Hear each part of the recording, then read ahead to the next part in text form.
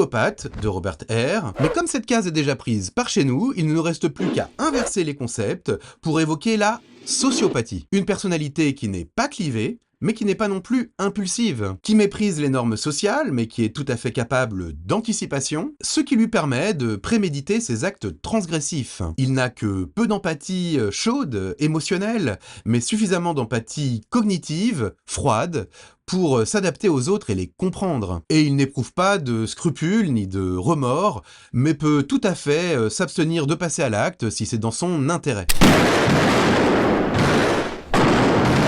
Le film C'est arrivé près de chez vous est une parodie de documentaire dans laquelle un tueur professionnel, prénommé Ben, incarne une caricature de sociopathe. Bien que totalement dénué d'empathie émotionnelle, il n'est pas du tout froid, bien au contraire.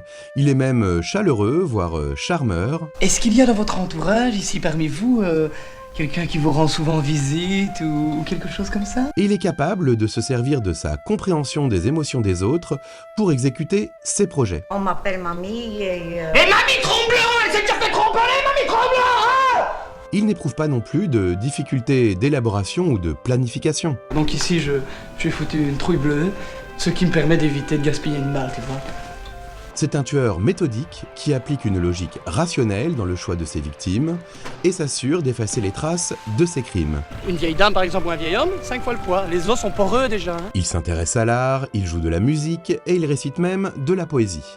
Bref, il est bien trop cultivé et créatif pour être un simple psychopathe. Il est également manipulateur, mais ce n'est pas une fin en soi. C'est un moyen d'atteindre un autre objectif, comme obtenir de l'argent ou faciliter son activité. Dis, t'as un zoom sur ta machine. Tu saurais me faire un zoom et me dire où il est? Il n'a pas non plus de difficulté à tisser des liens relationnels. Mais quelle bonne nouvelle! C'est même un véritable leader qui parvient à rendre progressivement complices les journalistes qui le suivent. Qu'est-ce que tu veux boire? Oh, tu prends ton petit cognac. Tu prends du cognac. Ouais, je vais prendre un petit cognac. Et les amis, Demande-leur ce qu'ils veulent. qu'est-ce qu'ils veulent? Vous noterez que ce personnage présente malgré tout quelques fragilités psychologiques qui se manifestent dans certains contextes. Des aménagements narcissiques et paranoïaques s'illustrant notamment par une forte susceptibilité. Non, c'est moi. Ce qui nous rappelle que les aménagements de personnalité peuvent faire toute la différence pour une même structure de base. Je peux avoir un peu de mousseux? D'autre part, il lui arrive de se comporter de manière plus impulsive. Par exemple, alors qu'il est en état d'ébriété, ce qui a tendance à désinhiber la vie pulsionnelle, il va entrer dans une maison au hasard, puis en violer et en massacrer les occupants.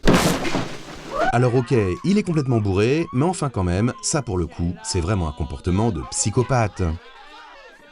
Comme quoi, la frontière entre le psychopathe et le sociopathe est parfois ténue. Contrairement aux psychopathes et aux pervers, certains sociopathes respecteraient une sorte de code de conduite personnel, voire même un véritable code d'honneur encadrant et limitant leurs actes transgressifs. Un code moral qui tiendrait plus de l'idéal narcissique que d'un éventuel surmoi névrotique, faut pas non plus déconner. Je n'aime pas l'infanticide. Pourquoi? L'enfant ne rapporte rien, Rémi. Tu vois, il n'est pas... théoriquement, il n'est pas solvable. Tu comprends?